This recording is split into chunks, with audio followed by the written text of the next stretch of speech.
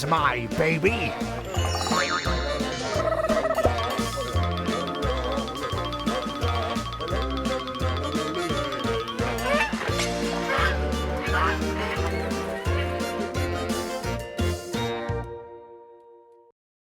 I'm Dana Denha. And I am Melissa Bondi, and this is Adventures in Parenthood, where we take a ride on the roller coaster we call parenting. As our little ones grow into big kids, we see how their hobbies, style, and even personality evolve. As that evolution is taking place, children need an outlet for bigger feelings and emotional comprehension. Melissa, I know I've seen Bryn and Kiki, and I swear to God, they almost look like they could be sisters. Something about Yeah, them. a little bit, Yes, yeah. they have like similar hair color, similar style. They're Yeah, very close in age. I mean, they're only 6 months apart. So I feel right. like we're like on track to feel like some of the same feelings about what they're going through and stuff. I've just noticed that there's like more. I feel like she used to not get upset about stuff, and now she really gets upset about things, and she does need an outlet then. So Right. like she wanted me to play a game with her yesterday where she was a dance instructor and she wanted me to do this whole routine and I just was tired and not feeling into it. Mm. And I said, I don't want to do it, but then she kept forcing me and I can be a little bit of a pushover sometimes. And then I was like, I'm like, I just don't want to do it. And then she got really upset with me. And I was like, I don't want to do it, but no one can tell you to do things that you don't want to do. So why can you force me to do something that I just don't feel up to right now? Yeah, yeah. No, yeah, I've been there. Like, yes, I relate with everything you just said. And it has to be an age. Um, the little hormones are starting, we're getting into the pre-adolescent, I think I mean, I'm not trying to call anyone out, but puberty's there. It started minimally, it's which it. we all know from our own personal experience as women that it is a hard thing to deal with and it makes you not understand your emotions at that age. It is Right. hard to understand those emotions and how you're feeling because one day you're a little kid and everything's cool and dandy, and then the Mm, next day it's like you're on the cusp of something totally different and you don't understand why you're feeling certain things. definitely. Yeah, I think the outlet we've come, at least I know when it comes to expressing, a lot of times she really enjoys making YouTube videos and fun videos like we did. I mean, not quite at that age because we didn't have that at the time, but I find that that's a fun outlet for her, and she can get creative and edits too. So I love it. So I have a little soft spot for that, even though it's on screen.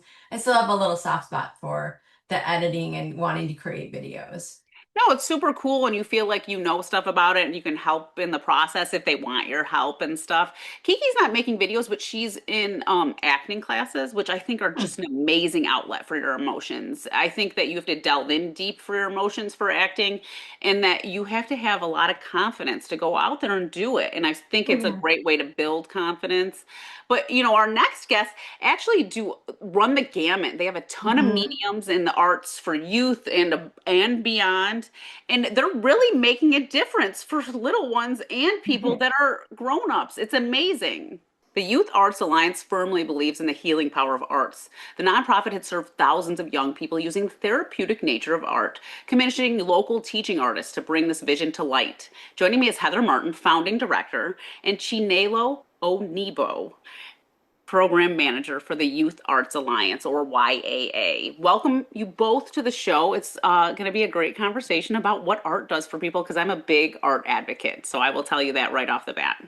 It's wonderful to be here. Thanks for having us. Can you just explain what the Youth Arts Alliance is? Youth Arts Alliance is an organization that centers access to arts and expression as a human right. We have provided arts programming in a variety of formats, primarily weekly formats, in workshops, residencies, our intensive project-based programming. So that may look like a large mural installation or an album being written and produced.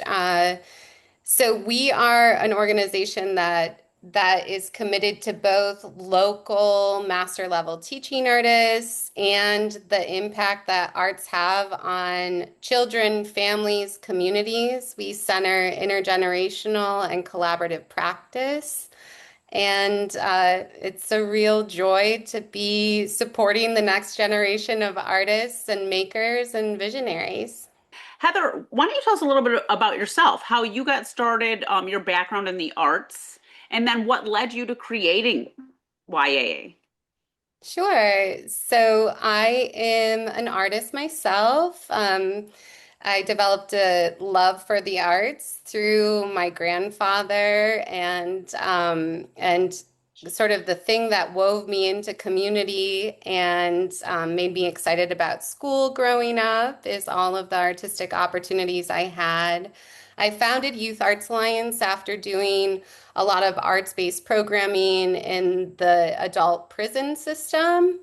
And in the process of doing that, sort of the evaluation of that was several hundred interviews that resounded a theme in what if I had the opportunity to express myself through the arts sooner? This is really an important central place for me to explore myself and my future. And I founded Youth Arts Alliance primarily in the beginning in the juvenile justice system, so youth prisons. And I wanted to heighten that experience away from sort of like broken crayons and craft projects into high quality arts programming.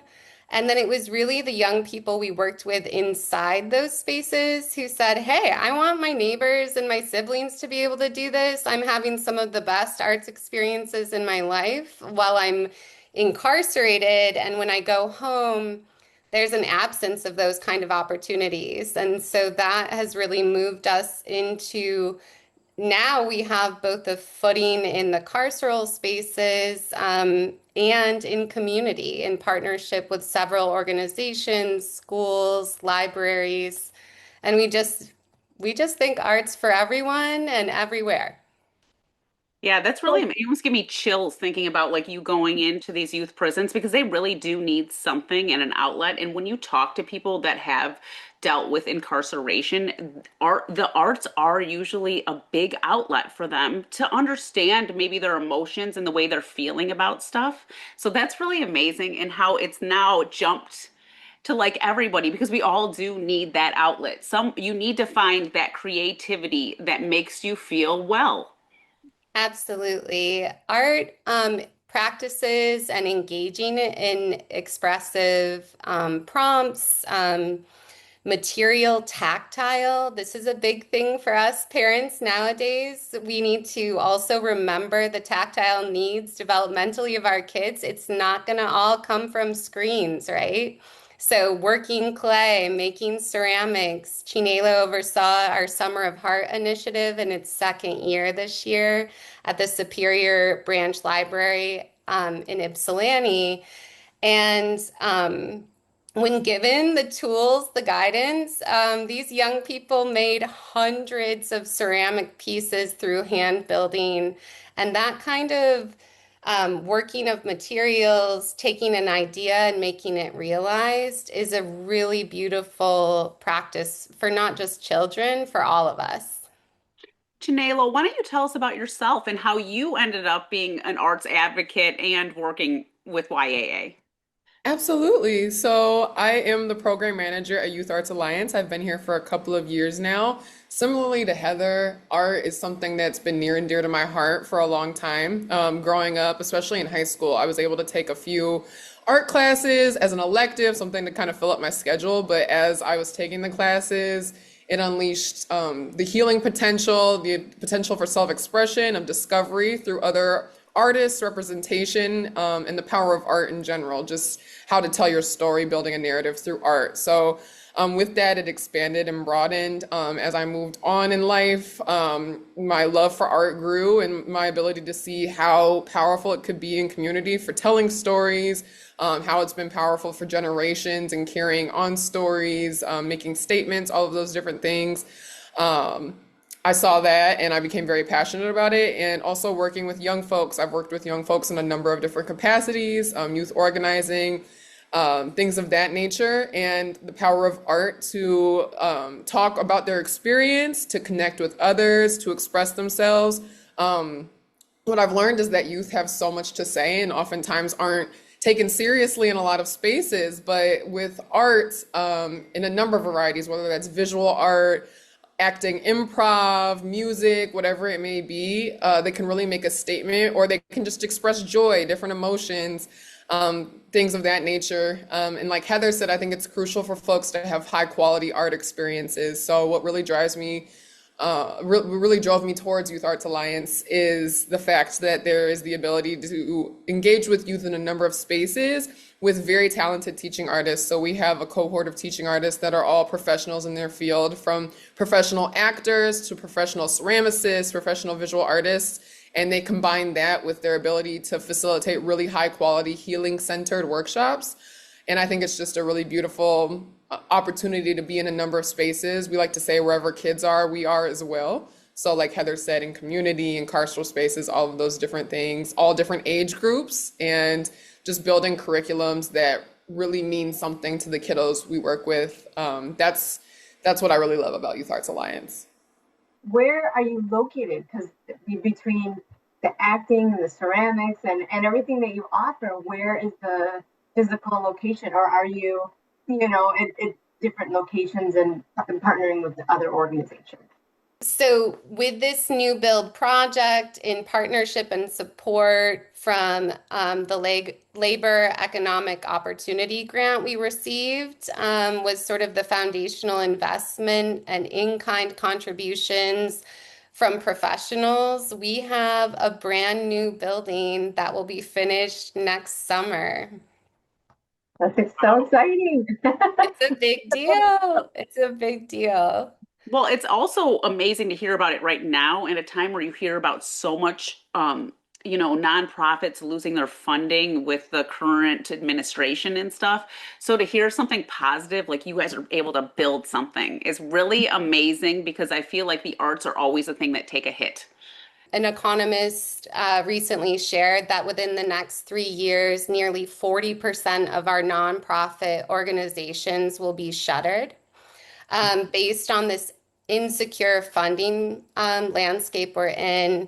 And you may know that currently our state budget is not including arts and culture. We're facing the potential of a $5 to $6 million removal for support of arts and culture, programming and spaces in community. And I appreciate your enthusiasm because I think one thing for Youth Arts Alliance and the team of radical teaching artists and incredible folks in support of our work is that we are not shrinking down out of fear. There's never been a more important time to build spaces to come together and uplift our nonprofit sector by building capacity and sharing space and providing resources, not just in the arts, but in a multitude of disciplines, and resources for communities. So it is amazing. It's also the risk we're willing to take, knowing how important it is right now for us to have spaces like these. We'll be back in exactly 60 seconds with more from the Youth Arts Alliance.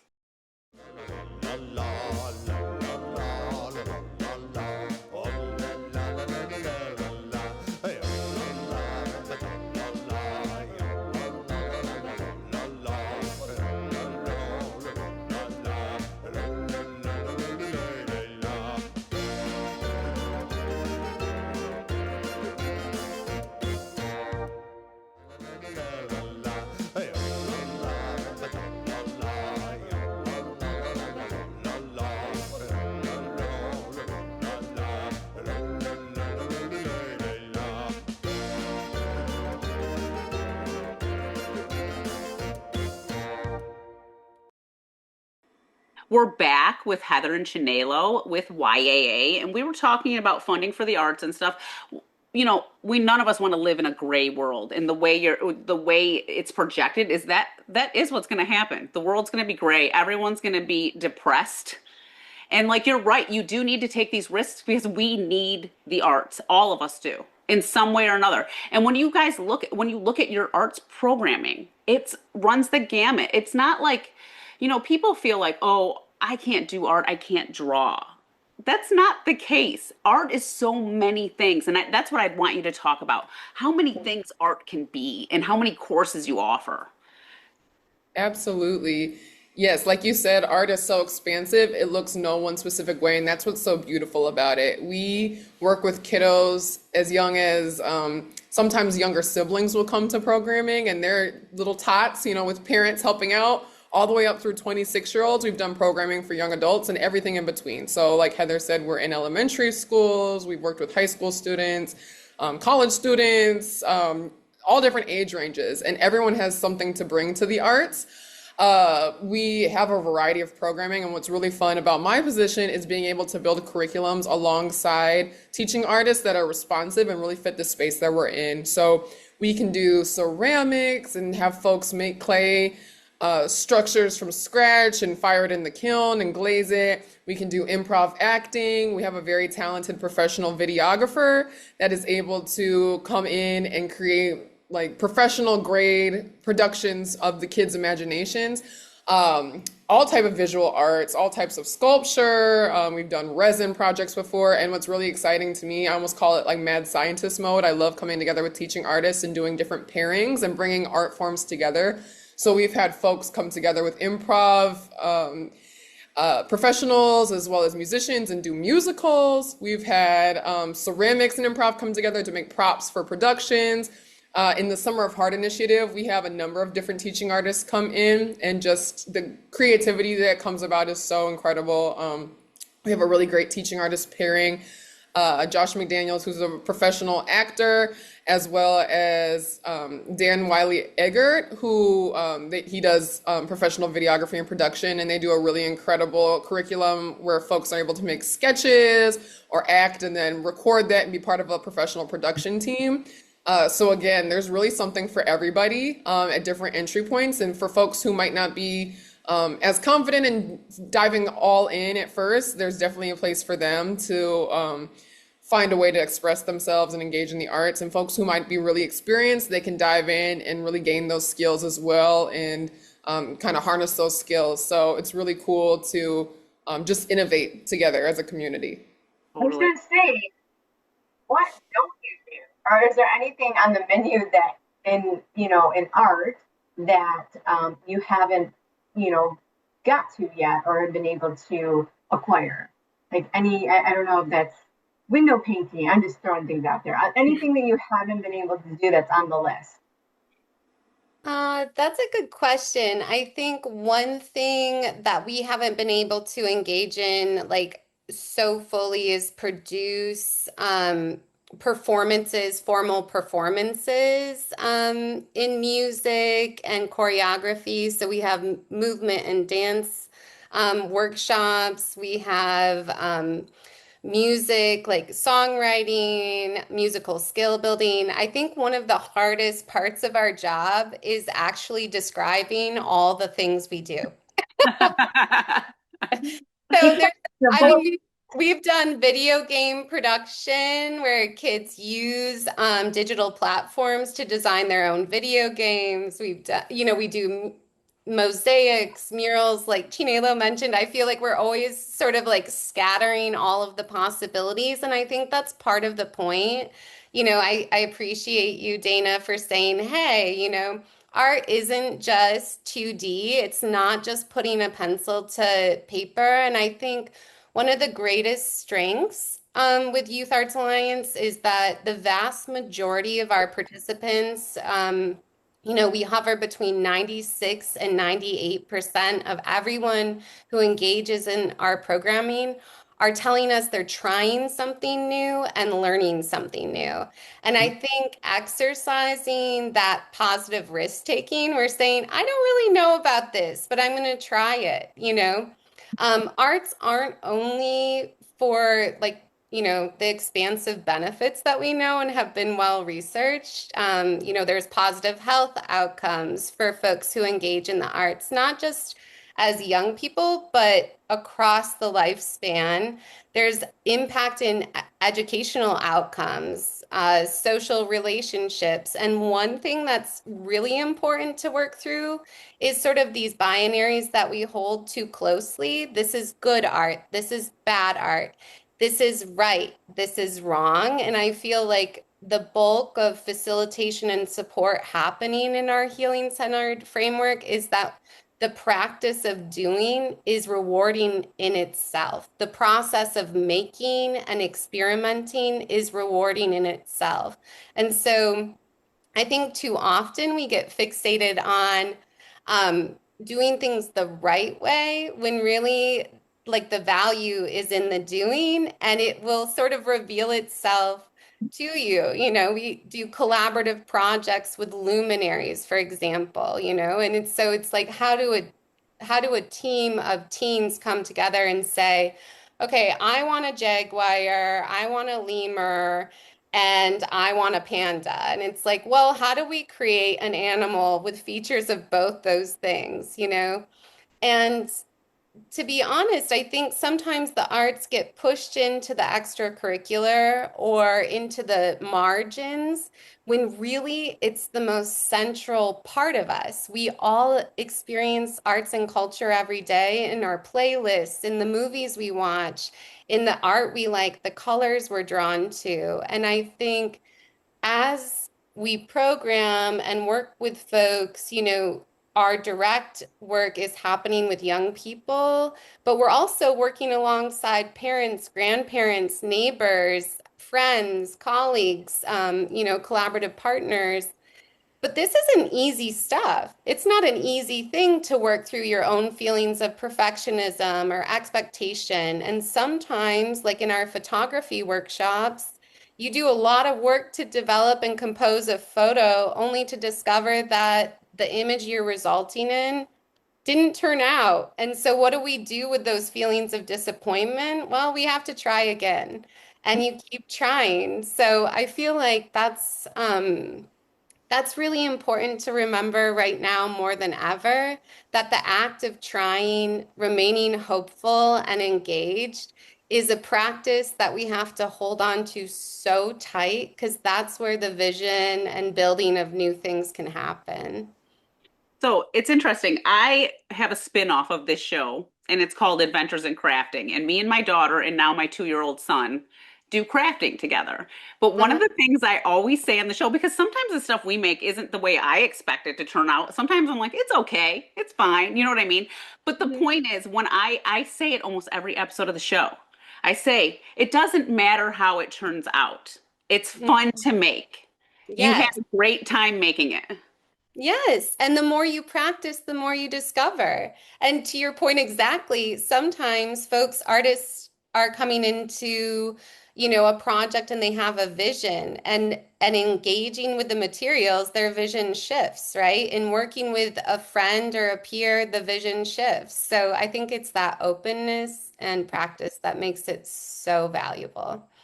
The other interesting thing this conversation has sort of brought up in my mind is this idea that we know that AI is sort of taking hold and we're going to be seeing it more and more. And they're talking about how people won't necessarily have as many job options in the future. But one of the things I read is that people that are creative and can do creative work are going to be the people that have jobs when AI is like doing everything else for us. Whew, oh, data. Okay. Yeah, I think you really opened a door there. I mean, arts and culture, music, and our entire sort of like this space in the world, this idea of AI and increasing capability like through technology is an interesting one. And I would say that, without going too deep, that there is nothing more permanent and life-sustaining and community enriching than the act of engaging in art and expression together, right? Like this is ancestral, right? So when we're working through feelings of grief in ceramics workshops and young people are talking about experiences of losing parents or loved ones, the world, the earth, has seen the practice of forming bowls and vessels alongside grief since the beginning of time. And I think that when it comes to creativity and coming together, what AI cannot do is generate connection, relationship, and community, right? And so this is where organizations like ours and so many and the space we're building, um, I feel absolutely no threat from AI in that space because AI is not going to build the community that surrounds me and supports me. So we're almost out of time, but I would like both of you to tell me why we should support YAA and, register our kids, whatever it might be. Absolutely. Well, there's a number of ways to support YAA. There's a place for everybody in the community. Um, like we've talked about, the arts are essential. YAA doesn't just serve and benefit young folks, but it benefits the community as a whole. So parents, guardians, neighbors. It promotes healing. It provides space for folks to discuss hard things, to feel joy, to just create for the sake of creating. And that's incredibly valuable in this time, as well as Heather said, for centuries and centuries. It's a beautiful part of humanity.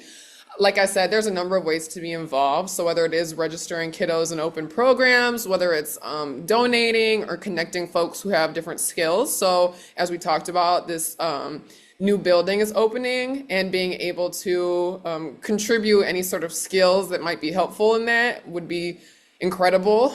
Also, just spreading the word about what we do. Other community organizations, we love partnering with folks and being able to broaden our reach in terms of what we can provide for the community, coming together and sharing resources. So all of that is beautiful, and we would love to connect further with folks in that regard. And I will say that as everyone is experiencing concern over the future of arts and opportunities for kids, leverage your skills and talents. If you have resources, share them. This is a time to show up and support what you want more of in community. And what you feel like pushing forward. And also in terms of our programming, we really proudly offer these opportunities at no cost to participants and have since our beginning. Part of being able to do that is through the generosity of donors, through partnerships with both public and private funders. We will continue to do this at no cost to the folks participating, and our ability to do it depends on community supporting us. Well, thank you both for being on the show. What a wonderful conversation, and we appreciate everything you're doing. Thank you. Thank you for having us. Good luck with your move. Good luck. If you have an idea for a parenting show topic or guest, talk to us at ctn@a2gov.org. And for more on our programming and services, visit a2gov.org/ctn and visit youtube.com/ctn Ann Arbor and watch a full lineup. And remember to like, subscribe, and to share. And thanks for joining us on this adventure in parenting.